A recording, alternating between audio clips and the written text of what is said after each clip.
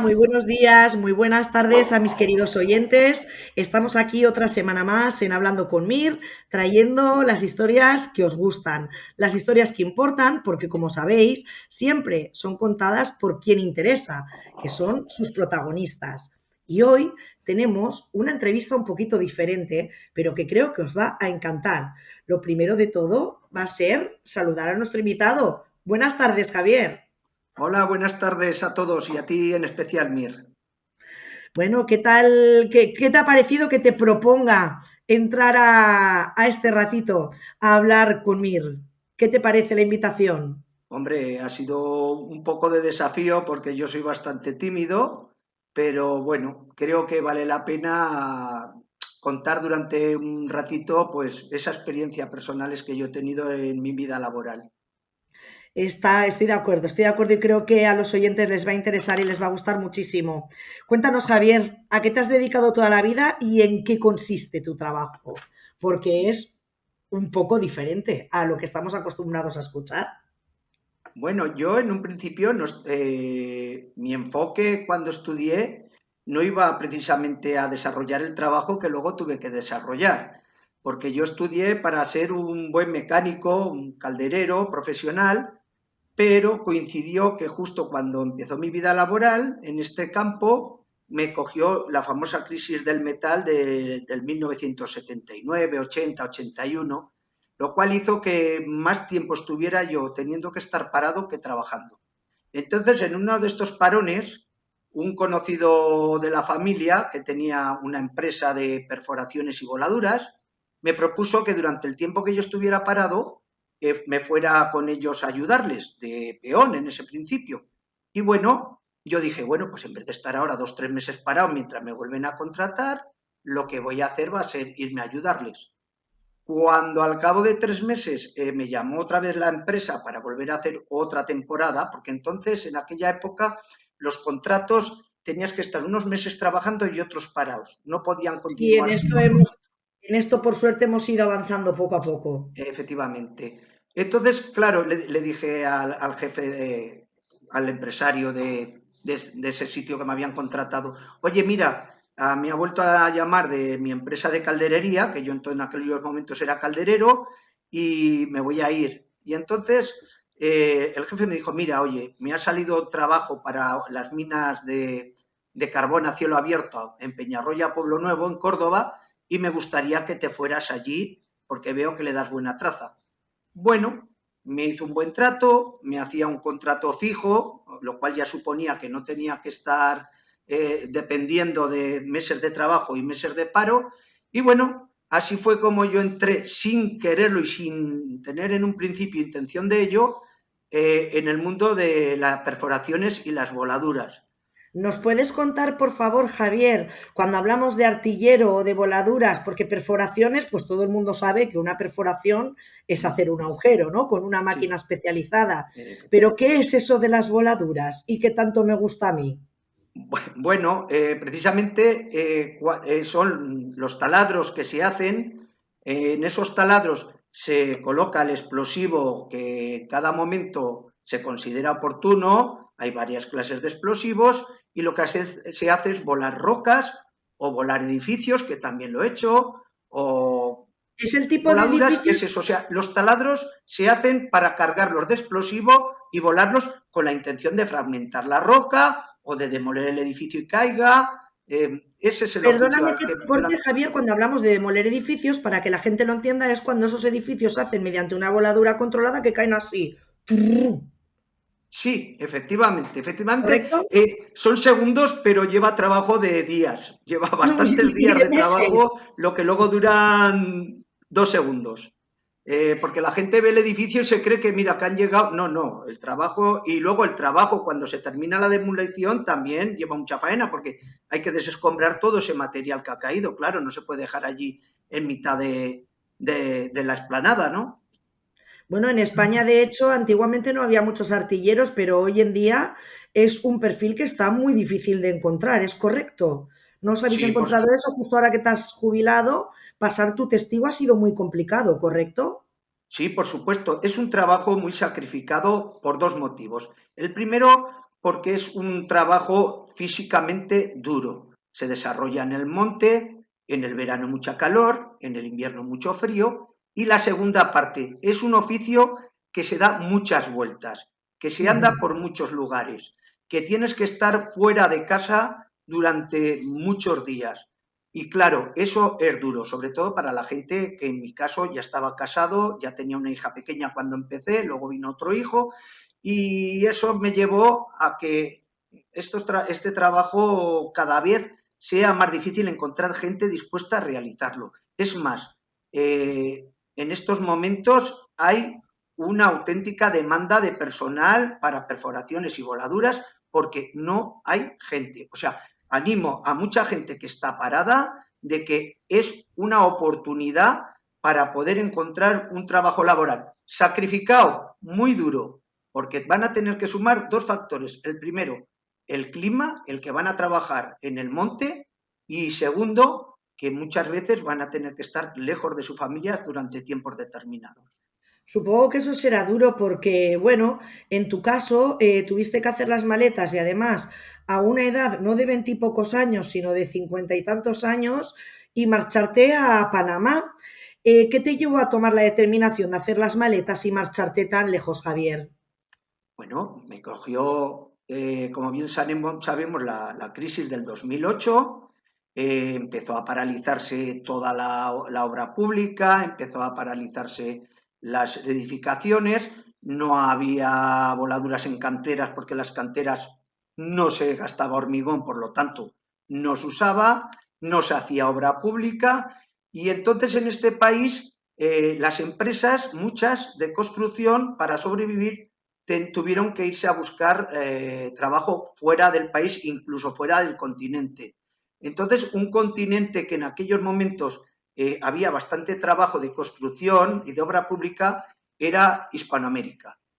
Y dentro de Hispanoamérica estaba Panamá, que en aquellos momentos, yo te estoy hablando de que fue en el 2012, a principios del 2012, cuando yo voy a Panamá, Ujú. estaban haciendo el canal de Panamá, se estaba haciendo el metro de Panamá, se estaba haciendo varias centrales hidroeléctricas y había bastante trabajo de los oficios nuestros. Yo en un principio a Panamá fui para hacer una central hidroeléctrica. El trato era que iba a estar aproximadamente 9 meses, un año como mucho, se hacía la central hidroeléctrica, que era en el departamento de Veraguas, que eso que hay más o menos por el centro de Panamá, entre Costa Rica y Colombia, pues digamos que en Panamá por la mitad, y justo cuando ya íbamos a terminar ese trabajo, se ponen en contacto con la empresa en la que yo trabajaba y dicen que, bueno, que interesaba que perforistas y artilleros para terminar el canal de Panamá porque iba retrasado. Esto te estoy hablando del año 2013. Entonces, Mira, me has pues, adelantado una pregunta porque justamente te iba a decir qué proyectos hiciste allí, porque es bueno, lo que tú decías, primero fuiste para una cosa y luego terminaste haciendo otra. bueno, sí. Luego fui, cuando ya terminamos, digamos, lo que es el tema de la central hidroeléctrica, es cuando paso a trabajar en el canal de Panamá del año 2013 hasta su inauguración. La última perforación que se hizo en el canal de Panamá la realicé yo estoy hablando de que yo siempre trabajé, porque hay que entender una cosa, el canal de Panamá tenía dos zonas de esclusas, la del Atlántico y la del Pacífico. Yo Ujú. trabajaba en la del Pacífico, o sea, en Panamá City. Bueno, hasta la última voladura que se hizo, precisamente estuve yo y la realicé yo por casualidad, podía haber sido otro compañero, pero fui yo, Bueno, pero que fue fuiste tú. precisamente un pequeño pasadizo que era lo que cortaba el agua para que pudiera entrar a las nuevas esclusas. A partir de ahí empezó a llenarse el canal y era muy, muy gracioso porque una vez que empezaron a llenar el canal, te voy a contar una anécdota, se dieron cuenta que en la otra punta había quedado un pequeño peñón que había que perforar y volar. Con lo cual yo tuve que entrar a perforar aquel peñón ya cuando resulta que ya estaba entrando el agua. A la Ostras. vuelta, que encima era de noche, que ya había terminado la perforación después de 5 o 6 horas de perforar, yo la Ujú. verdad es que pasé algo de miedo porque no veía y la máquina ya iba por dentro del agua. Y decía yo, como pilla algún socavón o algo, aquí desaparece Javier y aquí desaparece la máquina. ¿O algún caimán también te has encontrado? Sí, sí, algún caimán también me he encontrado, pero eso era en la parte de abajo, en la que ya Ah, daba hacia el mar de Panamá. Porque claro, nosotros allí había la zona última, la de abajo del todo, cuando perforábamos porque había que rebajar el suelo, había unas máquinas que estaban dentro del agua y otras que teníamos que perforar aprovechando cuando había la baja mar. Es decir, cuando la ujú. baja mar entrábamos, pero cuando subía el mar, como subía por encima de la perforación, teníamos que salir. Y claro, siempre teníamos el miedo de decir, si la máquina se estropea justo ahora y no la podemos reparar porque empieza a subir los niveles del mar, pero mira, tuvimos suerte y la verdad es que O sea, no podemos ocurrió. decir que el trabajo que has desarrollado durante toda tu vida han traído un riesgo increíble, ¿no? Pero que sin él, ahora mismo no tendríamos carreteras, no tendríamos una ampliación del canal de Panamá. Es decir, que al final sí que has formado parte de proyectos importantes para que la globalización se pueda llevar a cabo en cierta manera, ¿no? Hombre, piensa Y que que la el hora libre del... comercio pues funcione de punta a punta del mundo, Sí, literalmente. piensa que el Canal de Panamá es una obra importantísima de infraestructura porque lo que hace es alcortar muchísimo los viajes para pasar del Pacífico al Atlántico, del Atlántico al Pacífico. Si no, tendrían que ir los barcos a dar la vuelta, fíjate, Darle por toda la allá por la vuelta, punta de abajo del Estrecho de Magallanes. claro. Aparte de peligroso, muchos más días. Entonces, es una gran obra.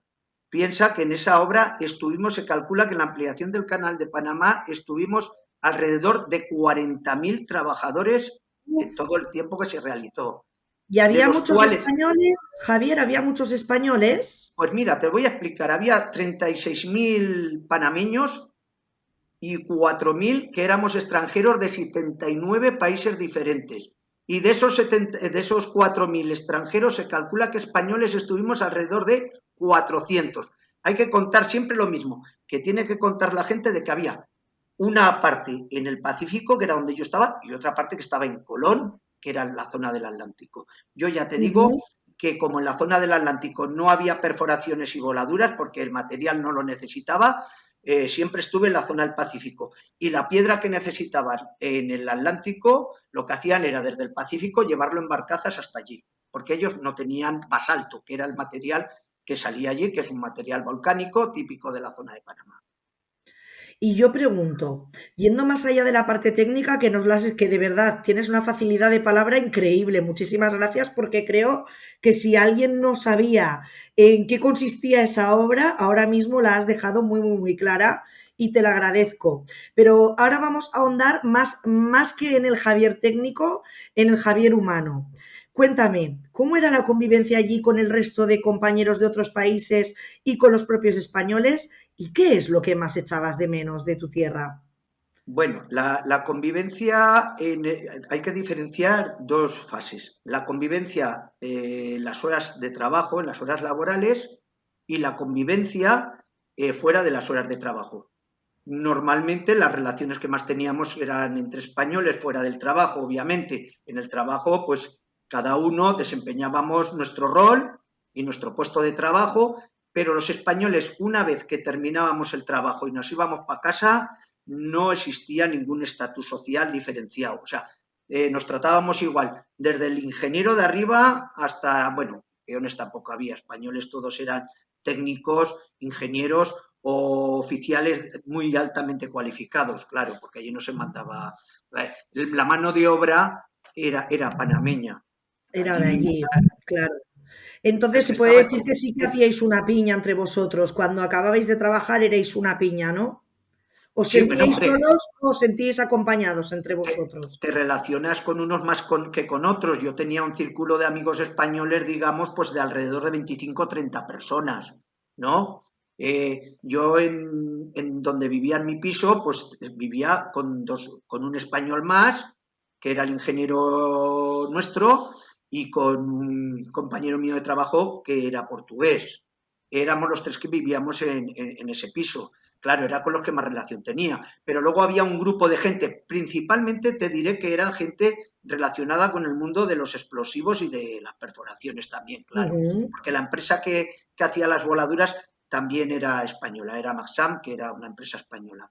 Entonces, la relación que yo tenía en ese círculo de 20 o 30 personas era una relación que, fíjate, no tenemos familia. La mayoría teníamos la familia muy lejos, quiero decir, porque era raro el compañero que tenía a su pareja o a sus mujeres allí.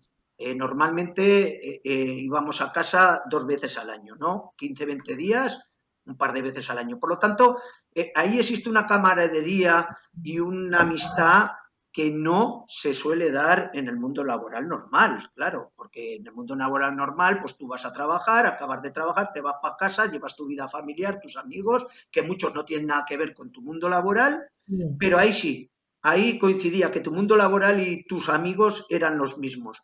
Y Claro. existía mucho compañerismo, mucha camaradería, y bueno, no te voy a engañar, y muchas cenitas por ahí que quedábamos entre nosotros bailando Pero juntos, ¿no? eso también está bien, ya que Sobre estabais todo, fuera de casa.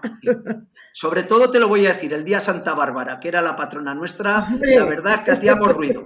Los españoles hacíamos ruido, el sí. día de Santa Bárbara lo teníais claro, que es el 4 de diciembre, si no me equivoco, puede ser. Sí, sí, era el patrón Es la pues esto, patrona de todo el tema de las minas, ¿no? efectivamente, Patrona de los mineros. y artilleros, por lo tanto. Una cosa que se nos ha quedado en el tintero, Fina, Miriam, que me gustaría mucho dejar claro, es que la ampliación del canal de Panamá es porque hasta las antiguas esclusas que se habían inaugurado en 1914, que la hicieron los americanos, Ujú. solamente permitían barcos que se llaman Panamax, que solamente podían tener como mucho 300 metros de largo y 33 metros de ancho, que es lo que tienen las esclusas. Mientras que con el que se hizo ahora Neopanamás se admite una longitud de 427 metros y una anchura de 55 metros. ¿Esto qué significa? Que las viejas solo pueden pasar barcos que llevan 5.000 contenedores, pero ahora en las nuevas pueden pasar barcos hasta de 15.000 contenedores. O sea, se Hombre, multiplica por 3 por la tres. capacidad de esos barcos. Jolín, o sea, es una obra importante. Y Sí, dime, ¿tú hombre, qué es lo que más echabas de menos de España estando allí? mira, dos cosas. La familia, Sí, pero y no yo sé yo. cuál me vas a decir la segunda. La familia es lo más importante. Tú precisamente estás allí, entre otras cosas, por la familia, aunque parezca una contradicción, que dices, mira, resulta que solo vive por la familia y piensa por la familia y se va a 7, 8 mil kilómetros de casa. Sí, claro, porque la familia tiene unas necesidades, gratis no dan nada y hay que aportar un dinero a casa. Y lo segundo, la comida. Los Bueno, yo españoles iba a decir llevábamos el mucho. jamón, iba a decir el jamón, porque Pues, muchos españoles que se han ido fuera de España me han dicho que lo que más echan de menos es el jamón. bueno, en mi caso dos cosas, el jamón y el pan, porque yo soy muy panarro. Y allí el pan, luego tuvimos gran suerte de que conseguimos una tienda que se dedicaba a importar vinos y cosas y traía pan congelado de España. Sí, sí, de España. Y entonces en esos hornos lo calentaban y bueno, por lo menos comíamos un pan más o menos al estilo nuestro. Pero el pan lo llevaba yo fatal. Bueno, ¿cuándo finalizasteis las obras, Javier? ¿Cuándo finalizó todo y cuándo se hizo la inauguración? Y háblanos de ese día, porque fue un día en el que se retransmitió por todas las televisiones del mundo. Pues mira, el final, la inauguración fue el 26 de junio del 2016 y se terminó Ujú. prácticamente, como aquel quien dice, unas horas antes, porque yo me acuerdo que 2 semanas antes estaba yo allí en la obra. ¿Y por qué? Porque hubo unos problemas serios en una de las compuertas que tenía unas fugas muy importantes, que por cierto también tuvimos que bajar con las perforadoras abajo a perforar para poder inyectar y quitar las fugas, y eso Vaya. hacía que se alargara hasta el 26 de junio. Quiero decir una cosa, el gobierno panameño o las autoridades panameñas se comportaron con los trabajadores de una manera exquisita, de tal manera que el día de la inauguración la fiesta fue en honor de todos los trabajadores que allí habían trabajado. Teníamos prioridad. Estuvimos en la zona VIP, bueno, no los 40.000, porque muchos ya habían marchado, muchos estaban en España ya, porque claro, así como acaban sus tareas, pero sí, nos dieron unas entradas y nos tuvieron muy, muy bien tratados y muy considerados, y toda la fiesta se hizo en honor de los trabajadores y sobre todo, que fue muy emotivo, los 7 compañeros que murieron durante las obras fueron recordados desde el primer momento en esa obra. Normalmente tú vas a la mayoría de las obras que cuando las inauguran estás en la otra punta de donde las inauguran. Ahí no, ahí invitaron personalmente a todos los que habían trabajado en el canal, los que Qué podían bien. asistir. Y nos hicieron una gran fiesta con comida, bebida, y eso tengo que reconocer que fue algo que me llamó positivamente la atención, de que eran los trabajadores la gente a la que fue hecho honoríficamente esa fiesta. ¿Qué sentiste cuando viste todo aquello? El decir, uff, ya lo hemos terminado por fin, ¿no? ¿Qué sentimiento tenías cuando estabas viendo que ese primer barco inaugural estaba cruzando esas esclusas? Bueno, nosotros, claro, nosotros estamos en el lado Pacífico y el barco entró por el lado Atlántico, por Colón. Entonces Ujú, entró a primera hora de la mañana y nosotros ya eran, pues no recuerdo bien si las 5 o las 6 de la tarde cuando el ujú. barco llegó para volver, continuar por el Pacífico. Recuerdo que era un barco chino y porque eso nunca se olvida, el Costco Shipping Panamá, le pusieron ese nombre en honor a que se inauguraba el canal y claro, formabas parte de la historia, insignificante, no eras un granito de arena en la historia, pero claro, te sentías orgulloso en el sentido de que decías, acabo de estar en quizás una de las obras más importantes del planeta y ese granito de arena que hay ahí es obra mía y te Qué sientes bonito. muy orgulloso y muy emocionado. La verdad es que sí. Es cualquiera que se dedica a la obra pública o a la construcción pues siempre su sueño es estar en una obra de estas, claro. Aquí en España había estado en obras grandes, pero obras grandes quiero decir, una presa donde había 500 trabajadores o yo qué sé, o una mina de cielo abierto donde había 500 trabajadores. Pero claro, de repente te encuentras una obra donde había el último día, cuando ya terminamos, que yo ya me fui, ya solo quedábamos 7.500 trabajadores. Pero fíjate, Solo, 500 trabajadores todavía hasta el último momento. madre mía, ¿ahora volverías a irte tan lejos dejando aquí a tu familia si te lo volvieran a proponer? Esta es la pregunta del millón. Claro, hay que ver que yo me voy en un contexto muy determinado, en un contexto en el que yo estoy con 52 años sin trabajo en España porque la empresa anterior a esta que me fui de Panamá me llamó, me acuerdo, un 23 de diciembre del año 11, Mm. que afortunadamente solo estuve parado 20 días, y me dijo que, bueno, que no había trabajo y que me iba al paro. Tenía 52 años. O sea, un hombre con una edad que ya, si hubiera habido trabajo, pues al ser un oficio que hay mucha demanda, pues encuentras trabajo. Yo encuentro trabajo hasta el último momento, hoy en día encontrarías trabajo de gente como profesional en este oficio, pero en aquel momento no había porque las empresas estaban todas igual.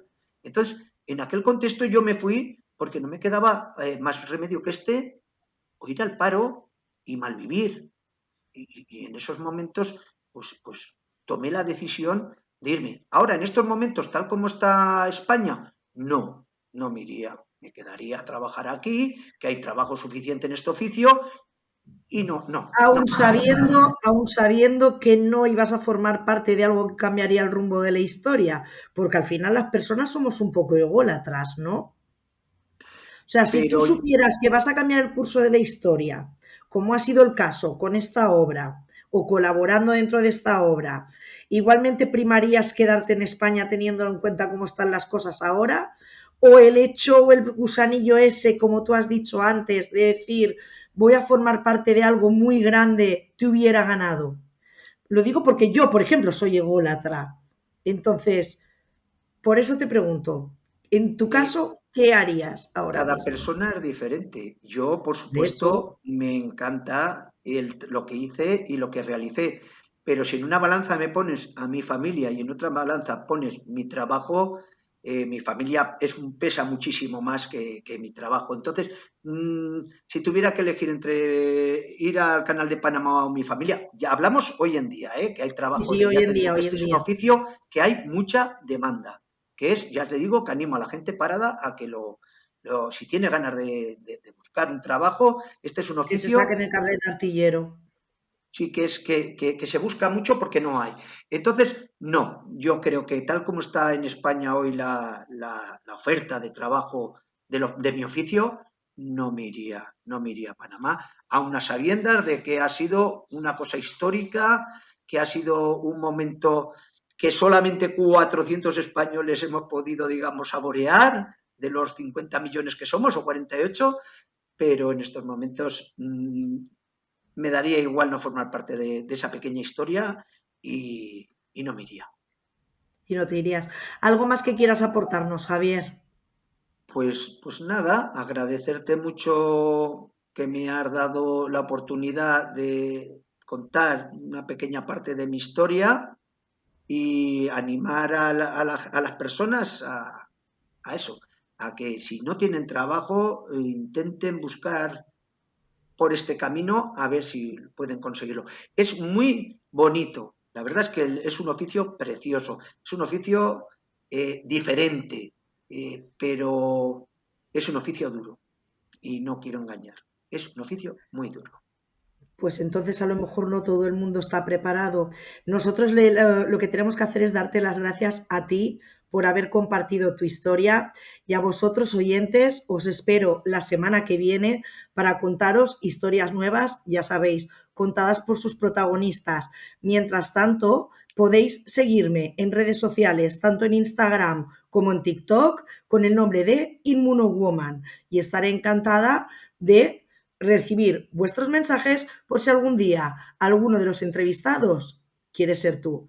Un abrazo y hasta pronto. Gracias por todo, Javier. Muchas gracias a ti por atenderme.